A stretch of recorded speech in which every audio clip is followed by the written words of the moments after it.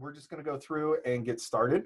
Today we're talking about Adobe Spark, and it is a very straightforward free product that allows you to create different types of media, either for yourself or maybe something that you can have students do, because it's free to students as well.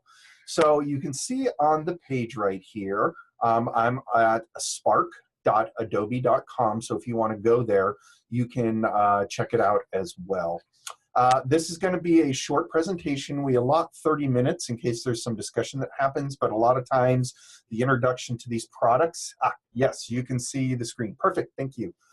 A lot of times the introduction to these products is so straightforward and so easy to do, like Adobe Spark, that it shouldn't take us more than 15 minutes. But then we can have any discussions if you want to send me messages and things like that.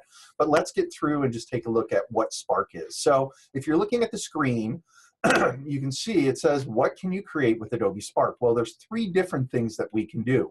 We can do graphics, so like a meme, a picture, a poster, or something like that, a static graphic, we can create those.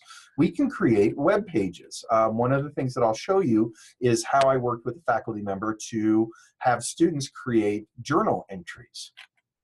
The last part is that we can have students do digital stories or video stories. So if you want them to explain concepts, do a personal introduction, or those type of things, Spark is an excellent tool for that because it works similar to what PowerPoint is, where you have slides or pages that you can go through and add voice narration to, music and whatnot. So I'm just going to give you a quick demonstration of all these different pieces, parts, and you can check this out. So on the Spark page, one of the things that I always recommend is when you start for free, there's a way that you can link your Maricopa account as the login ID. So what I've done is I've already linked mine. So when you go to create your account, or when you're logging back in, Spark's going to ask you to continue with Google. If you've already logged into the browser that you're using to go to Adobe Spark, you've logged into your Maricopa Gmail, once you continue with Google, it's going to verify and connect with your Maricopa account. That way you don't have to remember like a whole bunch of passwords and usernames and things like that. So this is a great way that you can get logged in quickly. So within Spark itself, you'll see in the middle here, I have projects, and these are some of the projects that I've actually created using Spark. At the top, you have a plus button. So let's look at the three different types of content that you can create using Spark. So I'm going to click the plus. It's going to ask me what type of content I want to create. So the first one we're going to create is a static graphic, and it's going to be called a post. Now, the one great thing about Adobe Spark is it gives you all kinds of templates and things that you can use and then customize to make your own. So you don't have to be a designer. And then I'm going to show you the real cool thing, which is the dial of cool, or the magic dial, that allows you to put content in, and then as you twirl that dial, it's going to change the look, and you just find what you want. So here we have our static graphic. And you have some templates that are in here. At the top, you can see that crafts, business, school, the sizes and configurations are all based on all kinds of different things that you might use it for. Like here you'll see for Instagram, YouTube channel art. A lot of this is based on social media sizes. So you're like your Etsy cover. That's basically a top banner. And you can use any of these within your Canvas course. If you needed to create banners, you could simply just grab this Etsy cover, or you can go down and find one that fits your size based on other things. Here's an Etsy cover down in seasonal, and these templates already have pictures, design included in there. But for this case, let's just start from scratch so we can see what is at the base of creating a static graphic. So I'm going to start from scratch. The first thing it asks is what size we want. I'm going to go to standard. You can see here that it has letters, so if you wanted students to do a poster, or if you wanted to do a poster for an assignment, you can do that. You can do large size, you can do slides 4x3, you can do widescreen 16:9, so you could create PowerPoint slides if you want. I'm going to create a banner, so I click on banner, and I go to next. And now here it's going to ask to find a photo. So let's say that you wanted to make this an English class and you wanted something to do with writing. So I can look up writing, and Adobe has a great collection of free, copyright-free photos that at the end of a video or at the end of the credits for the photos and stuff, it'll give all that copyright information. So you can use anything that's in here. So let's use something like this. And then I'm going to say next. And the next thing it's going to do is it's going to create that banner for me. So here I can say English 101. If I remove the text here, and I can say done. So you're saying that if you wanted to create an English 101 banner, this would be a very easy way to do that, and then you can simply download it. It's going to download a JPEG, and then you can upload that into your course. So you can think of a lot of applications. Now within this, you have full extensibility. So maybe you see this and you go, well, it kind of looks good, but I want it to look different. If you look over here, I have this dial of cool, which gives you style suggestions.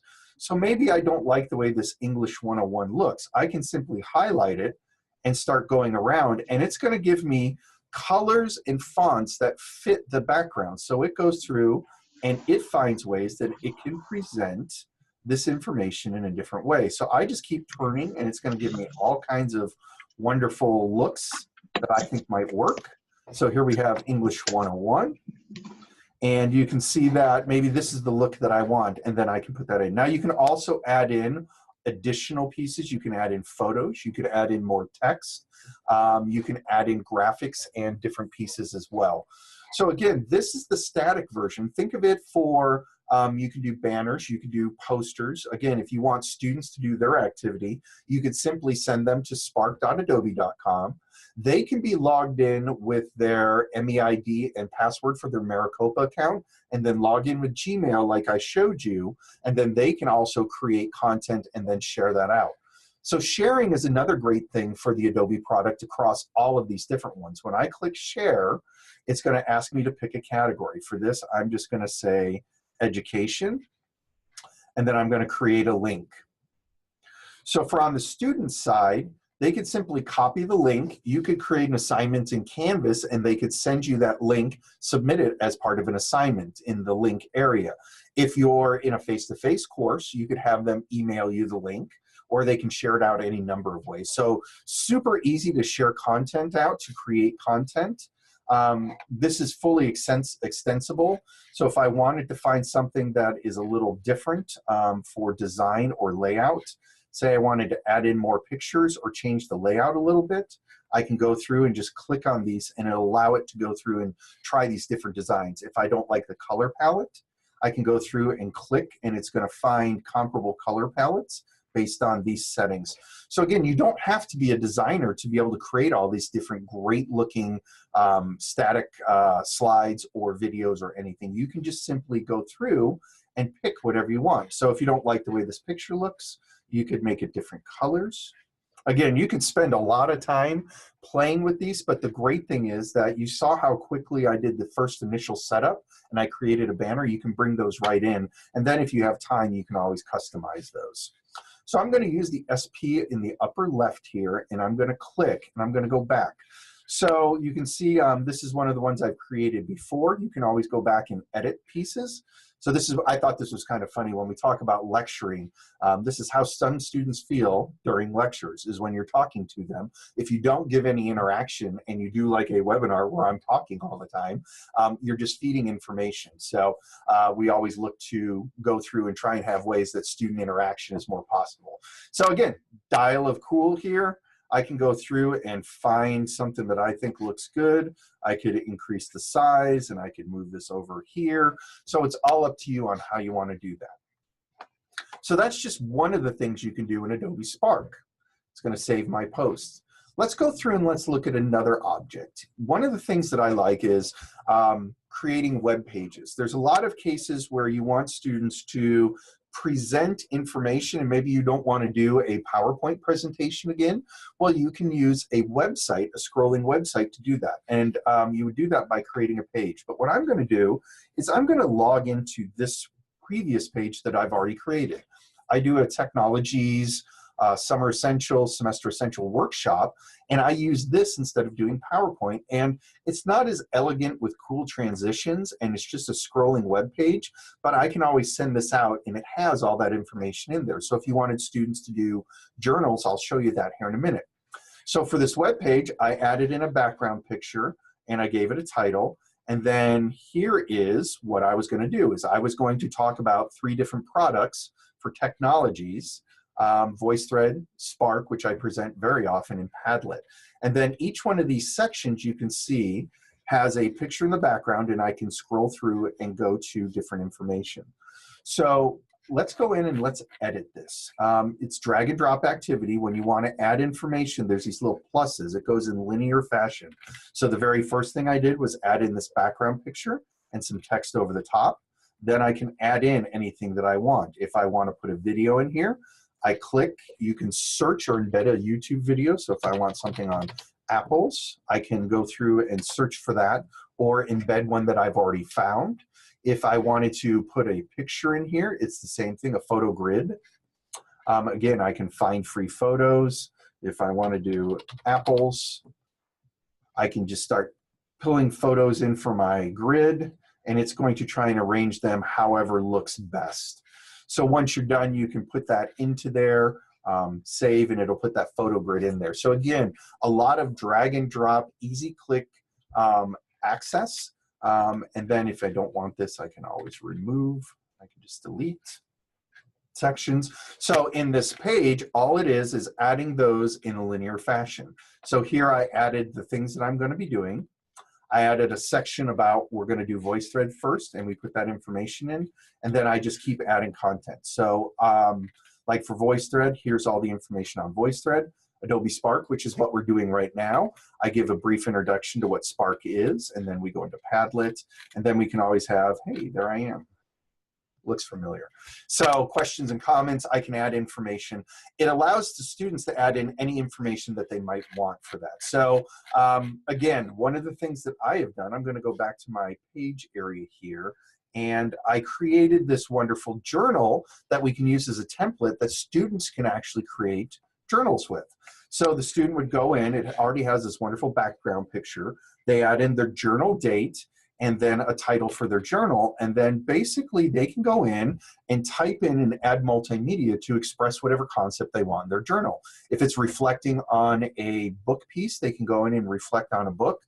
They might add the picture of the book in there and then say, oh, I was reading this Hemingway piece and blah, blah, blah, blah, blah. So you can put in any type of information that you want. This particular one, I tell you how to log into Adobe Spark using your Google, and I'll send this to you afterwards so you can actually see this. And then it also has a way that you can submit Canvas links or links for the journals in Canvas. So this is a piece you can use as an instructor as well. So that's just 2 of the things. We've looked at the static pieces that you can do in Adobe Spark, and we've looked at the journal piece or the page piece that you can do. These can be content pages. They could be informational pages, description pages. If you wanted to give an assignment, you could create an assignment that is a web page that tells the student how to do that, similar to what I've done here. So the last one we want to look at really quick is, if I go up to the plus, is a video. Videos are really neat because a lot of times we want students to express concepts in their own terms, and we want them to be able to show mastery of whatever topics that we're teaching. Or you might want to give instructions for how to do an assignment with a short little digital video explainer. So here we have, when I click the plus, it's going to say start somewhere. What do you want to do on this? So I'm going to do something on English.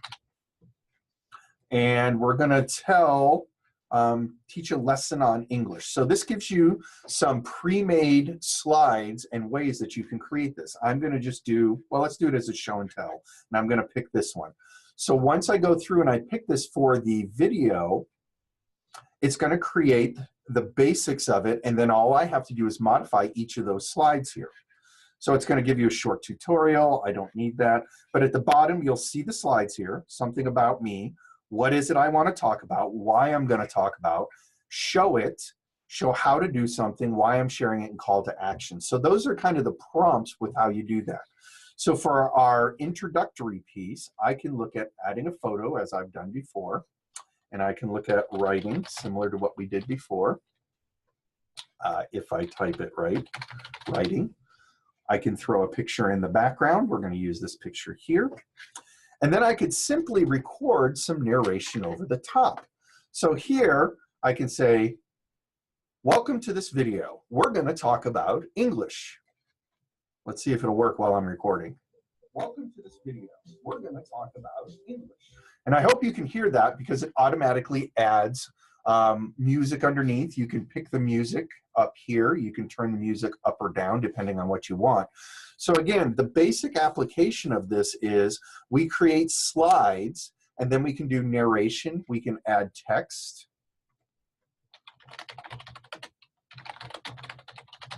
So this is going to be a video about English. And here we, again, excuse me, we've gone through and we've added this in. I can add more pieces of information if I want. I can add other photos. I can add other text. I can edit backgrounds if I wanted to kind of bring this in a little bit. So it's not as, there we go, that looks good. So there's ways that students could simply drag and drop information in here. So what about English is important here? Well, let's do a split screen piece. So over here, I'm going to add a photo. I'm going to go back to my writing piece. And here I'm going to add in the writing. And over here, I might add in text and say, English is about writing. And my English is better than my typing right now. So here again, I can just go over the top. English is about writing and learning how to write well. And again, I can play. English is about writing and learning how to write well. So again, we're developing the story slide by slide in a very linear fashion. So let's take a look what it looks like overall so far. Welcome to this video. We're going to talk about English. English is about writing and learning how to write well. So you can see that it automatically builds in cool transitions, makes it look very elegant. And all I've done is go ahead and drag some pictures in or find some pictures, enter in some text that are cues, and then I use a simple record button to record my voice over the top. The music adds in, the transitions are automatic. Now remember I said that Adobe automatically gives credit. Now on this, at the end, let's see if I can find where it'll pull that information in. Oh, they must not have a copyright on those photos. Usually at the end of a video, it automatically says, it'll say made by Adobe Spark, but it'll also say photo credits of this are to blah, blah, blah. So students don't even have to worry about that there are copyright infringement problems or anything like that. They simply create a video straight out. And you could do it to where you're explaining how to do an assignment. Again, sharing is very easy. I pick my category because it's education. I always pick education. You can go ahead and redo titling and everything, but again, we create a link. It gives a way that you can download videos, so students could certainly download the MP4 and upload it into Canvas if that's what you prefer. But this way, it's super easy. As it creates the video, it's going to create that link. You can have them just submit a link in there, and then when you're in Canvas, if you're doing speed grading, it'll bring that story up in the speed grader. You can watch it, go to next student, watch it, go to next student, without having to download, upload, or do anything. So a very, very simple way for them to be able to submit that, either for any of these, for the web pages, for the videos, for the still graphics as well. So there's our link. I would simply copy this, paste it in, and then you would see it in there. So really there isn't, again, there is not that much to Spark overall, except for being able to go through and try and find those graphics that kind of fit what you want to do, and then not sit there for hours and hours and hours getting lost in all the cool pictures, all the amazing designs. I can sit there and twirl that button and just try and find the absolute perfect way that the text needs to show up or something. And yeah, sometimes you've got to kind of cut it off and say we're done. So, so those are the three things that you can do in there. Again, anytime that you create one of these different pieces, it's going to give you templates to work from, and then you can simply create from there. Here's an example of a math banner that we created. Very simple. Again, if I wanted this to be a little bit different, maybe I want it to be orange for some reason, and then I can go through and find different ways that I can do matte. Maybe I like that look. So again, super easy, downloadable, shareable, absolutely free. Best to log in and log in with your Maricopa in your Gmail, and then just log in or create your account locked to that Maricopa account. Now, a couple things that are happening in the future for Adobe Spark is I'm part of beta testing. Let me go back in my Spark area. Yours, when you create it, will only have projects at this point. You won't see something for templates. Templates are a way that anything that I create, say everybody loved this banner, I can simply share out and create templates that I can send to other people based on my templates area. You can see in templates, I've already shared this particular web piece out to others. This is a beta tested product. It's not out for general consumption yet, but it will be soon. They're also doing a whole bunch of things for the education side where they give you a lot of amazing new features and non-branded. You notice all of them say Adobe Spark at the bottom. So when you create freebie pieces, let me go back in one here. This is the English one that we did. You'll see it says Adobe Spark at the bottom. Normally to remove that, you can pay per year, like most products if you want to remove the branding. On the educational side, they're looking at reducing that or removing it completely. So that's all in beta testing. It should be out here pretty soon, but you can look for that in the future. But in the meantime, this is an absolute wonderful product. And that's really it. Does anybody have any questions? That's about 20 minutes in. We have like 7 minutes left for some questions if anybody has anything, unless you're completely satisfied with the service today. You can type them in chat. I'm not sure if you have any microphones or anything like that. Again, this is the chat area.